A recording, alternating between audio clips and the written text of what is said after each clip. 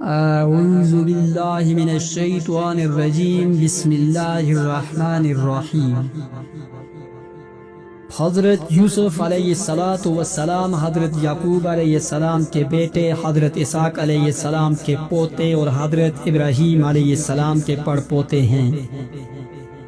والدہ راحیل حضرت یوسف علیہ السلام کے چھوٹے بھائی بنیامین کی پیدائش کے وقت انتقال کر گئی تھی۔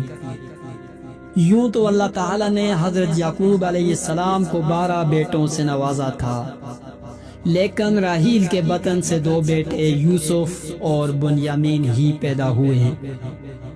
حضرت یوسف علیہ السلام بھی اپنی والدہ کی طرح حسن و جمال میں لاسانی تھے۔ والد کو ان سے بے حد محبت تھی اور وہ انہیں خود سے جدا نہیں کرتے تھے۔ روایت میں ہے کہ حضرت یعقوب علیہ السلام کی چہیتی بیوی راحیل نے بھی ان کے لیے خصوصی وصیت کی تھی۔ اب یہ بن ماں کے بھی تھے اور 10 سوتیلے بھائیوں سے چھوٹے بھی۔ پھر شدید قربت اور محبت کا ایک سبب یہ بھی تھا کہ حضرت یعقوب علیہ السلام نے حضرت یوسف علیہ السلام کی پیشانی پر چمکتے نور نبوت کا مشاہدہ بھی کر لیا تھا۔ اللہ عز و جل نے قرآن کریم کی 111 آیات پر مشتمل پوری ایک سورہ یوسف میں حضرت یوسف علیہ السلام کے واقعے کو بیان فرمایا ہے۔ اس سورت میں بیان کردہ واقعہ کو احسن القصص یعنی بہترین واقعہ کہا گیا ہے۔ دراصل اس سبق آموز واقعے میں حسد و عناد کا انجام، نفس امارہ کی شورشیں، عبرتیں، حکمتیں، مواعظ و نصائح، انسانی عوارض و حوادث، بشری لغزشیں، صبر و استقامت و رضا و تسلیم کے ساتھ اللہ تعالیٰ کے عدل و انصاف و رحم و کرم کی کرشمہ سازیاں جس دلچسپ اور خوبصورت انداز میں پیش کی گئی ہیں، وہ رہتی دنیا تک کے لیے، انسانیت کے لیے مشعل راہ ہیں۔ قرآن پاک میں حضرت یوسف علیہ السلام کا نام مبارک 26 مرتبہ آیا ہے، جن میں سے 24 بار سورہ یوسف میں، جبکہ سورہ انعام اور سورہ غافر میں ایک بار آپ علیہ السلام کا ذکر مبارک آیا ہے۔ روایت میں ہے کہ جب حضرت صلی اللہ علیہ وآلہ وسلم مکہ معظمہ میں تشریف فرما تھے اور آپ علیہ السلام کی خبر مدینہ طیبہ پہنچی تو وہاں کے یہودیوں نے اپنے چند آدمی اس کام کے لیے مکہ معظمہ بھیجے کہ وہ جا کر آپ علیہ السلام کی آزمائش کریں۔ انہوں نے مبہم انداز میں سوال کیا، اگر آپ سچے نبی ہیں تو ذرا یہ بتلائیے کہ وہ کون سے پیغمبر تھے جن کا ایک بیٹا ملک شام سے مصر لے جایا گیا اور باپ ان کے غم میں روتے روتے نابینا ہو گئے۔ دراصل یہ سوال یہودیوں نے اس لیے منتخب کیا تھا کہ اس کی کوئی عام شہرت تھی اور نہ مکے میں کوئی اس واقعے سے واقف تھا، کیونکہ اس وقت مکے میں اہل کتاب میں سے کوئی نہ تھا جس سے بحوالہ تورات و انجیل اس قصے کا کوئی جز معلوم ہو سکتا۔ ان کے سوال پر پوری سورہ یوسف نازل ہوئی، جس میں حضرت یعقوب علیہ السلام اور حضرت یوسف علیہ السلام کا پورا واقعہ مذکور ہے، اور اتنی تفصیل کے ساتھ مذکور ہے کہ تورات اور انجیل میں بھی اتنی تفصیل سے نہیں۔ اس لیے اس کا بیان کرنا حضرت صلی اللہ علیہ وآلہ وسلم کا کھلا معجزہ تھا۔ حضرت یوسف علیہ السلام ابھی سن بلوغت کو بھی نہ پہنچے تھے کہ انہوں نے ایک خواب دیکھا جس کا اپنے والد سے یوں ذکر کیا، اے ابا جان، میں نے 11 ستاروں، سورج اور چاند کو دیکھا کہ وہ سب مجھے سجدہ کر رہے ہیں۔ حضرت یعقوب علیہ السلام نے جب بیٹے کا خواب سنا تو سمجھ گئے کہ یہ بڑے ہو کر اللہ تعالیٰ کی جانب سے ایک عظیم منصب پر فائز ہوں گے۔ اس لیے انہیں اندیشہ ہوا کہ یوسف علیہ السلام کے سوتیلے بھائی ان کی عظمت کا اندازہ لگا کر شیطان کے بہکاوے میں آ کر ان کے دشمن نہ ہو جائیں اور انہیں کوئی نقصان نہ پہنچائیں۔ چنانچہ انہوں نے کہا کہ پیارے بیٹے، اپنے اس خواب کا ذکر اپنے بھائیوں سے نہ کرنا، ایسا نہ ہو کہ وہ تمہارے ساتھ کوئی فریب کاری کریں۔ کچھ شک نہیں کہ شیطان انسان کا کھلا دشمن ہے۔ بعض مفسرین نے لکھا ہے کہ جس وقت حضرت یوسف علیہ السلام اپنے والد کو یہ خواب سنا رہے تھے، سوتیلی ماں دروازے کی آڑ سے باتیں سن رہی تھی۔ جب سوتیلے بیٹے گھر آئے تو اس نے یہ بات ان کے گوشے گزار کر دی۔ وہ ویسے بھی حضرت یوسف علیہ السلام سے حسد کرتے تھے، لہٰذا اس واقعے نے جلتی پر تیل کا کام کیا۔ انہیں یہ کس طرح گوارا نہ تھا کہ ان کا سوتیلا بھائی اس شان و رتبے میں ان سے آگے بڑھ جائے، لہٰذا ان سب نے حضرت یوسف علیہ السلام کو والد سے جدا کرنے کا فیصلہ کر لیا۔ انہوں نے آپس میں کہا کہ یوسف کو یا تو جان سے مار ڈالو یا اسے کسی ملک میں پھینکاؤ، پھر ابا کی توجہ صرف تمہاری طرف ہو جائے گی اور اس کے بعد تم اچھی حالت میں ہو جاؤ گے۔ ان میں سے ایک نے کہا کہ یوسف کو قتل تو نہ کرو بلکہ کسی اندھے کنویں کی تہ میں ڈالاؤ تاکہ کوئی آتا جاتا قافلہ اسے نکال کر لے جائے۔ اگر تم کو کچھ کرنا ہی ہے تو یوں کرو۔ مفسرین لکھتے ہیں کہ کنویں میں ڈالنے کی تجویز بڑے سوتیلے بھائی یہودا نے دی تھی۔ اگلے دن 10 بھائی والد کی خدمت میں حاضر ہوئے اور کہا کہ ابا جان، آخر آپ یوسف علیہ السلام کے بارے میں ہم پر اعتماد کیوں نہیں کرتے؟ ہم تو ان کے خیر خواہ ہیں۔ کل آپ اسے ضرور ہمارے ساتھ بھیج دیجئے کہ خوب کھائے پیے اور کھیلے، اس کی حفاظت کے ہم ذمہ دار ہیں۔ حضرت یعقوب علیہ السلام نے کہا کہ یہ امر مجھے غمناک کیے دیتا ہے کہ تم اسے لے جاؤ، اور یہ بھی خوف ہے کہ تم کھیل کود میں غافل ہو جاؤ اور اسے کوئی بھیڑیا کھا جائے۔ انہوں نے جواب دیا، ہم جیسی طاقتور جماعت کی موجودگی میں اگر انہیں بھیڑیا کھا جائے تو ہم بالکل نکمے ہی ہوئے۔ اگلی صبح روانگی سے قبل حضرت یعقوب علیہ السلام نے پھر اپنے سب بیٹوں کو یوسف علیہ السلام کی حفاظت کی یاد دہانی کروائی۔ حضرت یعقوب علیہ السلام کافی دور تک ان کے ساتھ گئے۔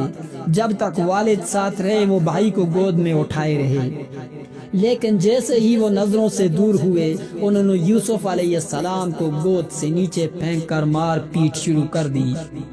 ان سب کے دل پتھر ہو چکے تھے۔ ایسے میں ایک بار پھر بڑے بھائی یہودا کے دل میں رحم آیا۔ اس نے کہا کہ اس طرح اس بچے کو ضائع نہ کرو، یہاں قریب ہی ایک کنواں ہے، اس میں ڈال دو۔ اگر کسی سانپ وغیرہ نے ڈس لیا تو یہ مر جائے گا، اور اگر یہ زندہ رہا تو شاید کوئی بھولا بسرا قافلہ یہاں آ جائے اور اسے اپنے ساتھ لے جائے۔ اس طرح تمہارا مقصد پورا ہو جائے گا۔ یہودا کی بات سے سب نے اتفاق کیا۔ قرآن پاک میں اس طرح بیان کیا گیا ہے، پھر جب وہ اس کو لے کر چلے اور سب نے مل کر ٹھان لیا کہ اسے غیر آباد گہرے کنویں کی تہ میں پھینک دیں، تو ہم نے یوسف علیہ السلام کی طرف وحی بھیجی کہ یقیناً ایک وقت ایسا آئے گا کہ تم ان کو ان کے اس سلوک سے آگاہ کرو گے اور وہ تجھے پہچان نہیں پائیں گے۔ روایت میں ہے کہ اس وقت حضرت یوسف علیہ السلام کی عمر مبارک 7 سال تھی۔ امام قرطبی رحمۃ اللہ علیہ کا فرمان بھی یہی ہے کہ جس وقت یوسف علیہ السلام کو کنویں میں ڈالا گیا تو وہ نابالغ بچے تھے۔ تاہم تفسیر ابن کثیر میں 17 سال جبکہ کچھ مفسرین نے عمر 12 سال بھی تحریر کی ہے۔ امام قرطبی اور دیگر مفسرین کرام نے حضرت یوسف علیہ السلام کو کنویں میں ڈالنے کا واقعہ یوں بیان کیا گیا ہے کہ جب وہ انہیں کنویں میں ڈالنے لگے تو وہ کنویں کی مڈیر سے چمٹ گئے۔ بھائیوں نے ان کے ہاتھ باندھے۔ حضرت یوسف علیہ السلام نے بھائیوں سے رحم کی درخواست کی، مگر جواب ملا، جو 11 ستارے تجھے سجدہ کرتے ہیں ان کو بلا، وہ تیری مدد کریں گے۔ پھر انہیں ایک ڈول میں رکھ کر کنویں میں لٹکا دیا۔ جب نصف تک پہنچے تو ڈول کی رسی کاٹ دی۔ اللہ تعالیٰ نے حضرت یوسف علیہ السلام کی حفاظت فرمائی۔ پانی میں ایک پتھر کی چٹان نظر آئی اور وہ اس پر بیٹھ گئے۔ بعض روایات میں ہے کہ اللہ تعالیٰ نے حضرت جبرائیل امین کو حکم دیا اور انہوں نے حضرت یوسف علیہ السلام کو اس چٹان پر بٹھا دیا۔ آپ علیہ السلام 3 روز تک اس کنویں میں رہے۔ بھائی یہودا دوسرے بھائیوں سے چھپ کر روزانہ ان کے لیے کھانا پانی لاتا اور ڈول کے ذریعے ان تک پہنچا دیتا۔ حضرت یوسف علیہ السلام کو کنویں میں ڈالنے کے بعد انہیں فکر ہوئی کہ اب والد کو کیا جواب دیں گے۔ چنانچہ انہوں نے ایک بکری ذبح کی اور اس کا خون حضرت یوسف علیہ السلام کے کرتے پر لگا کر عشاء کے وقت آہو بکا کرتے والد کے پاس پہنچے اور کہنے لگے، ابا جان، ہم سب تو دوڑنے میں لگ گئے تھے اور یوسف علیہ السلام کو ہم نے سامان کے پاس بٹھا دیا تھا، ایک بھیڑیا انہیں کھا گیا، اور آپ علیہ السلام ہمارا کیوں یقین کرنے لگے اگرچہ ہم کتنے ہی سچے ہوں۔ مفسرین کرام لکھتے ہیں کہ انہوں نے قمیض کو خون میں لت پت تو کر دیا تھا، لیکن وہ یہ بھول گئے تھے کہ اگر بھیڑیا یوسف علیہ السلام کو کھاتا تو قمیض کیسے سلامت رہ جاتی۔ حضرت یعقوب علیہ السلام نے قمیض دیکھ کر اندازہ کر لیا کہ یہ جھوٹ بول رہے ہیں۔ آپ علیہ السلام نے فرمایا، میرے بیٹو، یہ کیسا حکیم اور عقل مند بھیڑیا تھا کہ یوسف کو تو اس طرح کھایا لیکن کرتا کہیں سے بھی نہ پھٹا اور صحیح و سالم رہا۔ آپ علیہ السلام نے فرمایا، حقیقت یوں نہیں ہے بلکہ تم اپنے دل سے یہ بات بنا کر لائے ہو، بس میرے لیے صبر ہی بہتر ہے، اور جو تم بیان کرتے ہو اس کے بارے میں اللہ تعالیٰ ہی سے مدد مطلوب ہے۔ تفسیر قرطبی میں یہ ہے کہ ایک تجارتی قافلہ جو ملک شام سے مصر جا رہا تھا، راستہ بھول کر اس غیر آباد جنگل میں پہنچ گیا۔ قافلے کے لوگ پانی کی تلاش میں سرے گرداں تھے کہ ایک شخص مالک بن دبہر اس کنویں تک پہنچ گیا۔ اس نے پانی لینے کے لیے ڈول ڈالا۔ حضرت یوسف علیہ السلام نے ڈول کی رسی پکڑ لی۔ مالک بن دبہر نے ڈول کو باہری دیکھ کر اوپر کھینچا، لیکن جب اس نے ڈول کے ساتھ ایک نو عمر بچے کو دیکھا تو خوشی سے پکار اٹھا، ارے بڑی خوشی کی بات یہ ہے، یہ تو بڑا اچھا لڑکا نکل آیا۔ صحیح مسلم میں شب معراج کی حدیث میں ہے کہ رسول اللہ صلی اللہ علیہ وسلم نے فرمایا کہ میں یوسف علیہ السلام سے ملا تو دیکھا کہ اللہ تعالی نے پورے عالم کے حسن و جمال میں سے آدھا ان کو عطا فرمایا ہے اور باقی آدھا سارے جہاں میں تقسیم ہوا ہے۔ مفسرین لکھتے ہیں کہ سوتیلا بھائی روزانہ کھانا لایا کرتا تھا۔ اس روز جب وہ کنویں پر آیا اور یوسف کو نہ پایا تو بھائیوں کو بلا لایا۔ سب یوسف کو تلاش کرتے کرتے قافلے والوں کے پاس جا پہنچے اور ان سے کہا کہ تمہارے پاس جو لڑکا ہے وہ ہمارا غلام ہے، ہم سے بھاگ آیا ہے، اب یہ ہمارے لیے بیکار ہے، تم چاہو تو اسے خرید لو۔ قافلے والے ایک اجنبی جگہ پر تھے، سو ان 10 بھائیوں کے خوف سے انہیں خریدنے پر آمادہ ہو گئی۔ حضرت ابن مسعود اور حضرت ابن عباس فرماتے ہیں کہ ان بھائیوں نے حضرت یوسف کو 20 درہم میں فروخت کر کے آپس میں 2 درہم تقسیم کر لیے۔ تفسیر امام مجاہد رحمۃ اللہ علیہ کی روایت کے مطابق بھائی قافلہ روانہ ہونے تک وہاں رہے، کچھ دور ان کے ساتھ بھی چلے اور ان لوگوں سے کہا کہ اسے باندھ کر رکھیں، ایسا نہ ہو کہ پھر بھاگ جائے۔ انہیں ڈر تھا کہ کہیں وہ بھاگ کر والد کے پاس نہ پہنچ جائیں۔ قافلے والوں نے حضرت یوسف علیہ السلام کو مصر، تفسیر قرطبی میں ہے کہ لوگوں نے بڑھ چڑھ کر قیمتیں لگانا شروع کی، یہاں تک کہ حضرت یوسف علیہ السلام کے وزن کے برابر سونے، وزن کے برابر مشک اور وزن کے برابر ریشمی کپڑے میں فروخت کر دیے گئے۔ حضرت یوسف علیہ السلام کو خریدنے والا شخص عزیز مصر یعنی وزیر مملکت تھا، جو خزانہ اور امور سلطنت پر حاوی تھا۔ ابن اسحاق فرماتے ہیں کہ اس کا نام عطفیر بن روحیب اور اس کی بیوی کا نام رعیل بنت رمابیل تھا۔ ان دنوں ریان بن ولید مصر کا بادشاہ تھا، تاہم اکثر مفسرین نے عزیز مصر کی بیوی کا نام زلیخا لکھا ہے۔ عزیز مصر حضرت یوسف علیہ السلام کو خوش خوش اپنے گھر لے آیا اور بیوی کو نصیحت کی کہ اسے بہت پیار اور محبت سے رکھو۔ قرآن پاک میں ارشاد باری تعالی ہے، مصر والوں میں سے جس نے اسے یعنی حضرت یوسف علیہ السلام کو خریدا تھا، اس نے اپنی بیوی سے کہا کہ اسے بہت عزت و احترام کے ساتھ رکھو، بہت ممکن ہے کہ یہ ہمیں فائدہ پہنچائے یا اسے ہم اپنا بیٹا ہی بنا لیں۔ یوں ہم نے مصر کی سرزمین میں یوسف کے قدم جما دیے۔ حضرت یوسف علیہ السلام محل میں بڑے سکون اور اطمینان کے ساتھ رہ رہے تھے۔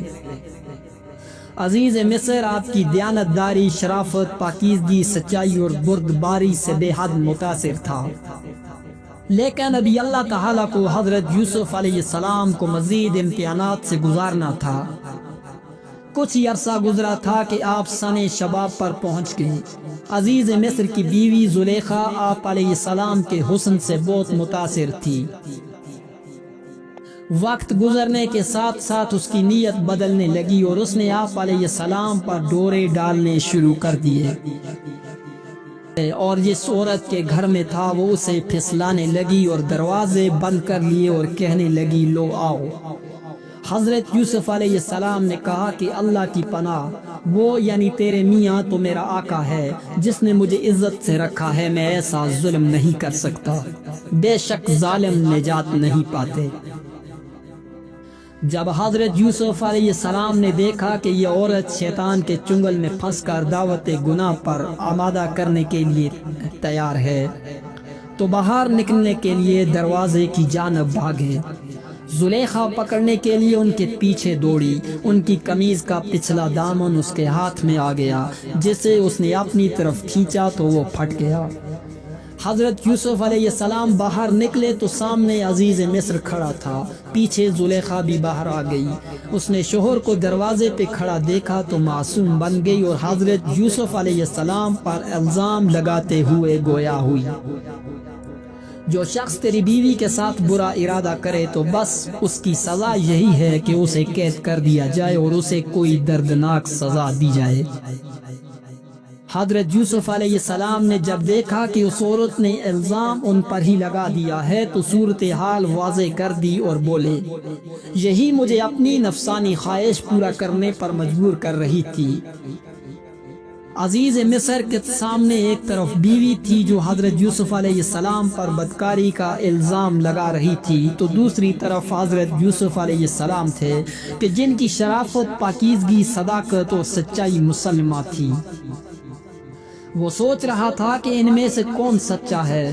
قرآن پاک میں ارشاد ہے، عورت کے گھر والوں میں سے ایک گواہ نے گواہی دی کہ اگر اس کا کرتا آگے سے پھٹا ہوا ہے تو عورت سچی ہے اور وہ جھوٹا ہے، اور اگر اس کا کرتا پیچھے سے پھٹا ہوا ہے تو یہ جھوٹی ہے اور وہ سچا ہے۔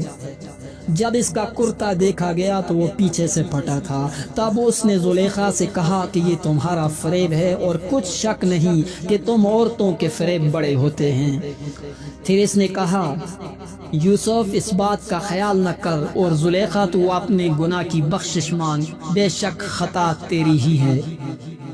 تفسیر ابن کریف اور محارف القرآن میں ایک دودھ پیتے بچے کا ذکر ہے کہ جسے اللہ تعالیٰ نے گویائی عطا فرمائی اور اس نے عزیز مصر کو یہ حکیمانہ مشورہ دیا جس میں حضرت یوسف علیہ السلام کی بے گناہی ثابت، خاص سے ہوتا ہوا شہر کی خواتین تک عام ہو گیا۔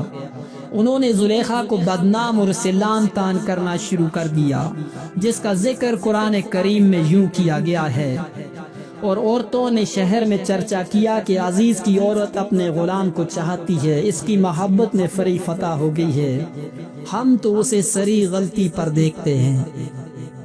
زلیخا جب ان عورتوں کے طنز سے تنگ آ گئی تو اس نے ان عورتوں کو اپنے گھر کھانے پر مدعو کر لیا۔ پھر جب سب خواتین کھانے کی دعوت پر آ گئی تو اس نے ان میں سے ہر ایک کو پھل تراشنے کے لیے ایک ایک چھری دی، اور پھر یوسف علیہ السلام سے کہا کہ ان کے سامنے چلے آؤ۔ ان عورتوں نے جب حضرت یوسف علیہ السلام کے حسن و جمال کو دیکھا تو ایسی مدہوش ہوئی کہ پھل تراشنے کی بجائے اپنے ہاتھ کاٹ لیے اور بے اختیار بول اٹھی، سبحان اللہ، یہ انسان ہرگز نہیں، یہ تو یقیناً کوئی بزرگ فرشتہ ہے۔ جب زلیخا نے دیکھا کہ یہ عورتیں تو یوسف علیہ السلام کے جلوہ حسن سے مبہوت و مدہوش ہو گئی ہیں تو اس نے کہا، یہی وہ غلام ہے جس کے بارے میں تم مجھ پر لعنت ملامت کر رہی تھی۔ میں نے ہر چند اس سے اپنا مطلب حاصل کرنا چاہا، لیکن اس نے اپنے آپ کو روک لیا، اور جو کچھ میں کہہ رہی ہوں، اگر یہ وہ کام نہ کرے گا تو قید کر دیا جائے گا اور رسوا ہوگا۔ مفسرین کرام لکھتے ہیں کہ اس واقعے کے بعد وہ عورتیں بھی زلیخا کی ہم نوا ہو کر اس کی تائید و حمایت کرنے لگی، جس کی بنا پر زلیخا مزید نڈر ہو گئی۔ تو آپ علیہ السلام نے اپنے رب سے التجا کی کہ اے میرے پروردگار، جس کام کی طرف یہ مجھے بلاتی ہے اس کی نسبت مجھے قید پسند ہے، اور اگر تو مجھ سے ان کے فریب کو نہ ہٹائے گا تو میں ان کی طرف مائل ہو جاؤں گا اور نادانوں میں داخل ہو جاؤں گا۔ حدیث شریف کے اندر آتا ہے کہ 7 آدمیوں کو اللہ تعالیٰ اپنے عرش کا سایہ عطا فرمائے گا۔ ان میں سے ایک وہ شخص ہے جسے کوئی ایسی عورت دعوت گناہ دے جو حسین و جمیل ہو اور جاہ و منصب کی بھی حامل ہو، لیکن وہ اس کے جواب میں یہ کہہ دے کہ میں تو اللہ سے ڈرتا ہوں۔